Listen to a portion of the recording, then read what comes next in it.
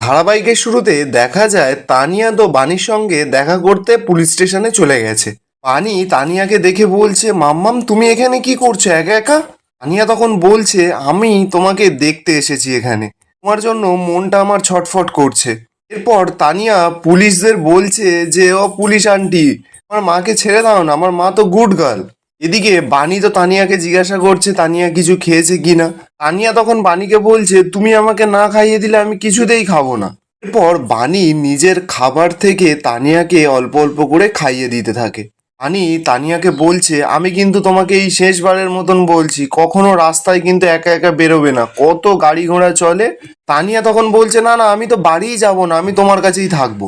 অনিরুদ্ধ তো তখন খুঁজতে খুঁজতে পুলিশ স্টেশনেই চলে আসে।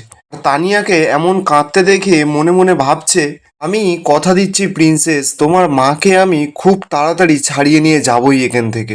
এরপর অনিরুদ্ধ তানিয়ার কাছে যায় আর গিয়ে বলছে, প্রিন্সেস তোমার মা খুব তাড়াতাড়ি ছাড়া পেয়ে যাবে। অনিরুদ্ধ তো তানিয়ার কাছে প্রমিস করে। অনিরুদ্ধ তখন বলছে, কিন্তু তুমি একা একা এইভাবে বেরিয়ে এসে কিন্তু একদম ঠিক করোনি, কাউকে কিছু না বলে এইভাবে আসে কেউ? তানিয়া ওর বাবাকে বলছে, আমার যে মাকে দেখতে খুব ইচ্ছা করছিল বাবা, আর পুলিশ আঙ্কেলরা কেন আমার মাকে এখানে ধরে রেখেছে, আমার মা তো কোনো অন্যায় করেনি। অনিরুদ্ধ তখন তানিয়াকে বোঝাচ্ছে আর বলছে যে ও একটা ভুল বোঝাবুঝি হয়েছে, তাই জন্য পুলিশ আঙ্কেল কিছুক্ষণের জন্য তোমার মাকে এখানে রেখে দিয়েছে। এদিকে বানি তো অনিরুদ্ধকে জিজ্ঞাসা করছে যে পিনাকি মেশো এখন কেমন আছে। অনিরুদ্ধ জানায় যে এখনো 48 ঘন্টা না কাটলে ডাক্তার বলেছে কিছু বলতে পারবে না। এরপর অনিরুদ্ধ তানিয়াকে জিজ্ঞাসা করছে, কিন্তু প্রিন্সেস তুমি তো এই থানার রাস্তা চেনো না, তাহলে তুমি এখানে এলে কি করে? তানিয়া তখন জানায় ওকে মৌলি আন্টি এখানে ছেড়ে দিয়ে গেছে। বানি তো কথাটা শুনেই অবাক। বানি অনিরুদ্ধকে বলছে, কিন্তু এই মৌলি দিদিমণি তানিয়াকে কেন এখানে ছেড়ে দিয়ে গেল? অনিরুদ্ধ তখন বলছে যে ও ইচ্ছা করেই এটা করেছে। আমি শিওর মৌলি কোনো একটা প্ল্যান করেছে, কোনো কাজ মৌলি কোনো চিন্তা ভাবনা ছাড়া করে না। এরপর অনিরুদ্ধ তানিয়াকে বাড়ি যেতে বললে তানিয়া তো বাড়িতে কিছুতেই যাবে না ওর মাকে ছেড়ে। এবার বানি তানিয়াকে অনেক বুঝিয়ে বাজিয়ে ওখান থেকে পাঠিয়ে দেয়। অপরদিকে দেখা যায় পুলিশরা তো হসপিটালে পৌঁছে গেছে নয়নতারা দাদু সকলের বয়ান নিতে। নয়নতারা তো প্রথমেই বানির নামে আজে বাজে কথা বলতে থাকে যে ওই মেয়েটা ভালো না, ও গুন্ডা, ও ছ্যাঁচড়া। এরপর তো দাদুও বলা শুরু করেছে, বলছে যে ও কতটা ডেসপারেট বুঝতে পারছেন অফিসার, আমাদের বাড়ি ঢুকে আমাদের সকলের সামনে ও গুলি করে দিল। কোনো ভয় ডর নেই মেয়েটার মধ্যে, কোনো আইনের কোনো আইন শৃঙ্খলা নেই। পুলিশ অফিসার তখন বলছে যে আপনারা কোনো চিন্তা করবেন না, আমরা সমস্তটা খুঁটিয়ে দেখছি। কিন্তু আমি একটা কথা বুঝতে পারছি না, মেয়েটা এতগুলো লোকের সামনে আপনাদের ছেলেকে গুলি করলোটাই বা কি করে, আর কেনই বা করলো সে? পুলি তখন বলছে ওর লোভ আর হিংসে এরকম ওকে বানিয়ে তুলেছে। আসলে প্রথম থেকে বানি আমাকে হিংসে করে। বানি আমার আগের বিয়েটাও ভেঙে দিয়েছে আর এই বিয়েটাও ভেঙে দেওয়ার চেষ্টা করে যাচ্ছে। সেটা যখন ও পারেনি তাই আমাকে প্রাণে মেরে ফেলার চেষ্টা করেছিল। নিহাত আমার ড্যাড মাঝে চলে এসেছিল, তাই ড্যাডের গুলিটা লেগে গেছে। নয়নতারা তখনই বলে ওঠে, আর সম্পত্তির জন্যও মেরেছিল স্যার। ও ভালো করেই জানতো যে কোম্পানির পরবর্তী উত্তরাধিকারীকে যদি মেরে দিতে পারি তাহলে তো পুরো সম্পত্তির শেয়ারটা ওর কাঁধেই চলে যাবে। আমি আপনাকে কি বলবো স্যার, ও দেখতে ওইটুকুনি কিন্তু ও একেবারে ধূর্ত শেয়াল।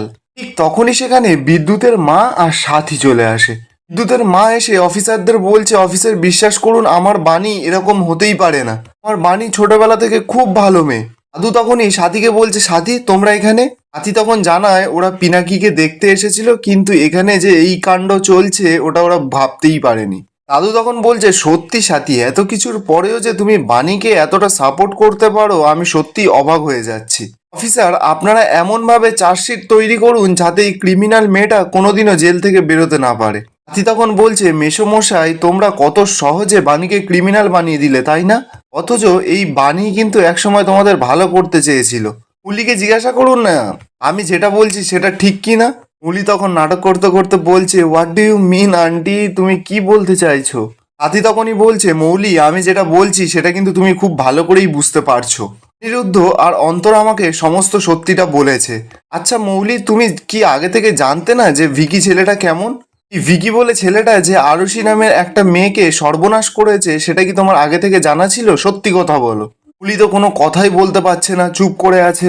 সাথী তো বারবার করে জোর করছে, বলো মৌলি বলো, তুমি এখনো চুপ করে আছো কেন? দাদু তখনই সাথীকে থামিয়ে দিয়ে বলছে, স্টপ ইট সাথী, দেখো আমাদের মন মেজাজ ভালো নেই, তাই এখন আমাদের এইসব কথা বলতে ভালো লাগছে না। এরপর দাদু সাথীদেরকে ওখান থেকে তাড়িয়ে দেয়। এরপর দেখা যায় নয়নতারা মৌলিকে সাইডে নিয়ে আসে। মৌলিকে বলছে, খুব সাবধান দিদি ভাই, ওই বাণী যদি কোনোভাবে প্রমাণ করে দেয় যে তুমি ভিকিকে ইচ্ছাকৃত করে সমস্ত কিছু জানার পরেও বিয়ে করতে চেয়েছো, তাহলে কিন্তু সমস্ত খেলা ঘুরে যাবে। মৌলি তখন বলছে, ওই বাণী কিচ্ছু প্রমাণ করতে পারবে না গ্র্যান্ড মমি, নিজে যেইভাবে ফেঁসে আছে আগে তো সেই জাল কেটে আগে বেরোক। অপরদিকে দেখা যায় মৌলিদের বাড়ির সামনে আর্য, অন্তরা আর অনিরুদ্ধ মিলে দেখা করে। অনিরুদ্ধ অন্তরাদের বলছে, আমাকে যে করেই হোক বাড়ির ভেতরের ফুটেজটা নিতেই হবে। আমি জানি বাণী এই গুলিটা চালায়নি, বাণীর মতন মেয়ে যে কোনোদিনও বন্দুকই ধরেনি, সে কিভাবে গুলি চালাতে পারে। অন্তরা তখন অনিরুদ্ধকে বলছে, সে তো আমরাও জানি দাদা, কিন্তু এখন কাজটা করবে কি করে? বাড়ির ভেতরে তো বান্টি আছে, একটু অপেক্ষা করে গেলে ভালো হতো না? অনিরুদ্ধ তখন বলছে, না না, আর ওয়েট করা যাবে না, তুমি বুঝতে পারছো না, বাণীকে যত তাড়াতাড়ি সম্ভব বেল করাতেই হবে। আর কবে এরকম সুযোগ আসবে তার কোনো ঠিক নেই। ঠিক তখনই দেখা যায় একজন খাবার ডেলিভারির বয় অনিরুদ্ধদের কাছে আসে। ছেলেটা এসে বলছে যে বান্টির নামে একটা অর্ডার ছিল। এরপর আর্য নিজেকে বান্টি বলে ডেলিভারি বয়টার থেকে খাবারটা নিয়ে নেয়। এবার ওই খাবারের মধ্যে অনিরুদ্ধ ভালো করে ঘুমের ওষুধ মিশিয়ে দেয়। এরপর আর্য আর অন্তরা নিয়ে গিয়ে খাবারটা বান্টির হাতে দিয়ে দেয়। বান্টি তো মনের সুখে খাবারটা খেয়ে নেয়। খাবারটা খাওয়ার পর বান্টি তো পুরো ঘুমিয়ে পড়ে। এবার সেই সুযোগে তো অনিরুদ্ধ বাড়ির ভেতরে ঢুকে সিসিটিভি রুমে চলে যায়। অনিরুদ্ধ তো ভালো করে ফুটেজগুলো দেখছে। অনিরুদ্ধ দেখতে পায় সেই সময়কার কোনো ফুটেজ কম্পিউটারের মধ্যে নেই। অন্তরা তখন অনিরুদ্ধকে বলছে, কেমন একটা অদ্ভুত না দাদা, সমস্ত ফুটেজ আছে আর ওই দিনের ফুটেজটাই নেই। অনিরুদ্ধ তখন বলছে, এতক্ষণ সন্দেহ করছিলাম, কিন্তু এবার আমি নিশ্চিত হলাম, ওই মিসিং সিসিটিভি ফুটেজের মধ্যেই আছে আসল রহস্য। অপরদিকে দেখা যায় বাণীকে তো পুলিশ কাস্টাডি রুমে নিয়ে এসেছে। অফিসার বাণীকে বলছে, ভালোই ভালোই সমস্ত কিছু স্বীকার করে নিন, তাহলে দেখবেন একটু শাস্তিটা কম হবে। বাণী অফিসারকে জানায়, কিন্তু আমি তো কিছু করিইনি। অফিসার বাণীকে বলছে, আবার সেই এক কথা বলছেন, আপনি কি অপরাধের গুরুত্বটা বুঝতে পারছেন না নাকি? মিস্টার রায়ের যদি কিছু হয়ে যায় না, তাহলে কিন্তু ফাঁসির দড়ি আপনার গলায় ঝুলবে। বাণী আবারও বলছে যে, আমি তো জানিই না কিভাবে বন্দুক চালাতে হয়, আমি তো আগে কোনোদিনও বন্দুক চালাইনি, তাহলে আমি গুলিটা করব কি করে? আর এখানেই আজকের এপিসোড শেষ হয়। অনিরুদ্ধ কি পারবে বাণীর পক্ষে সমস্ত প্রমাণ জোগাড় করতে? কমেন্টে অবশ্যই জানাবেন।